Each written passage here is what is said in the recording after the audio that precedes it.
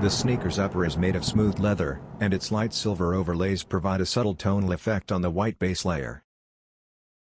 The earthy green juniper tint of the textured suede swoosh and heel tab is the crucial element, adding a subtle contrast that makes the minimalist palette stand out. A balanced touch is achieved by finishing the sockliner and footbed in gray, while the tongue and heel are branded in complementing green. A softly tinted rubber outsole and a clean white midsole beneath the foot provide everyday wearability and a subtle look. Perforated toe boxes and traditional Nike Dunk tooling maintain form, while the high-end materials suggest a somewhat higher build. In the autumn of 2025, the women's Nike Dunk Low Light Silver and Green Juniper is anticipated to be available on Nike.com and at a few Nike stores.